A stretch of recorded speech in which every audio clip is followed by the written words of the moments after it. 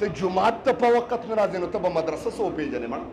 او زه به درته یو خبره وکړم چې ستا جمعات سره نه لګي نو د دین بیا تا سره نه لګي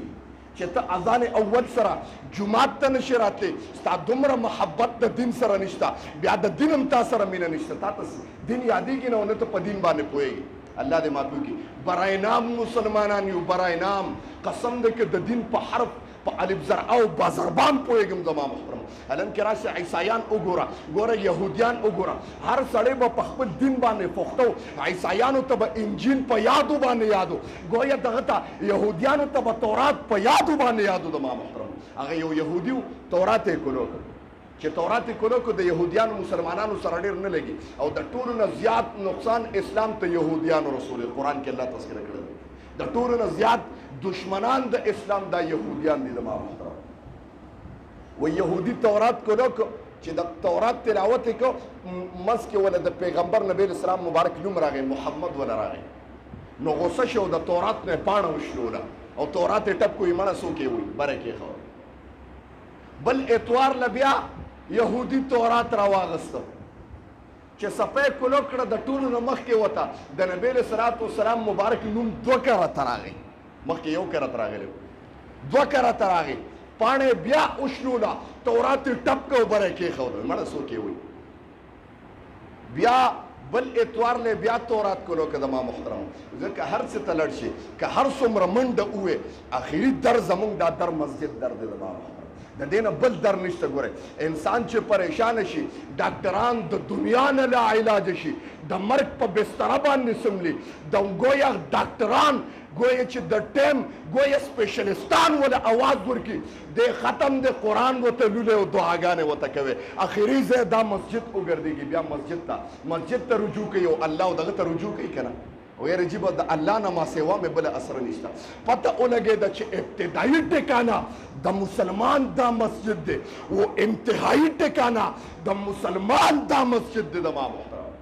د دې نه زمونږ بل در شته نه نو که نه څوک وایي چې یاره زمونږ بل در شته لاس اوچت کې د چا شته بل در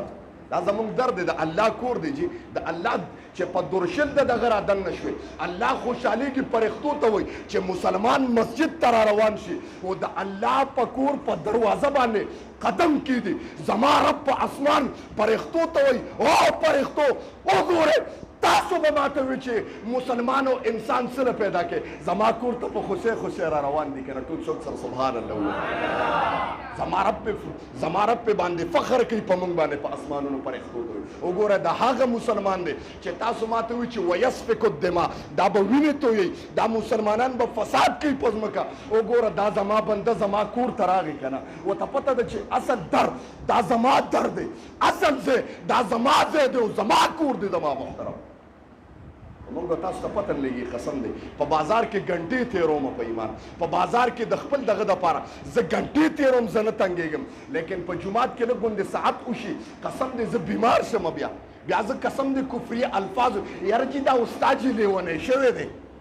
جمعه بڑا جدي لګیا دی بس بعد پکې چې په بیان کې اردمي زما محترم زه پکې اکثر چې یو ځای کې بیان و یو کس جوټه وخوړه مې پاسه وه دې په ډنډولې پاسه ویل ته بوځه ویل هم به په دې دغه کې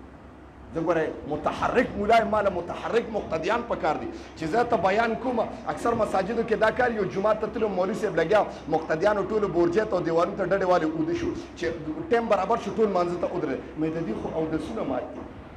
په جوماتونو کې بې اودسه مونځونه کېږي هلته ولې امام ورته لګي مولوي صاحب سترګې پټې کړي او لګیایي او مقتدیان هم ورته اودې زما محترم جومات ته جمعې دپاره راځي دې دپاره چې زه یو ټکې زده کړم چې زه څه زده کړم زما محترمو د الله کور ته سړی څه دپاره راځي دې دپاره چې د الله څه ټکې زده کړم د پیغمبر څه طریقه اطاعت زده کړم چې یو خبره هم ما زده کړه زما عملي زندګۍ کې راله ځکه نبی اسلام مبارک فرمایي من تمسک بسنتي عند فساد امتي چا چې په آخره زمانه کې د فساد په دغه کې زما په یو سنت باندې عمل وکړو نبی اسلام مبارک فرمایي د ده دپاره د سلو شهیدانو عمر اجر دی زما محترم ټول څوک سره سبحان الله ووایي یو سنت باندې عمل کولو اسان ویم پنسې برکه بډې ووهه او بازار کې ګرځه په دا سنت ته عمل وکړه نن ګوره چې په دې سنت ته عمل وکړه ګویا داسې شوه چې الله د سلو شهیدانو عمره ثواب درکړه زما محترم الله دې موږ کې دینداري پیدا کړي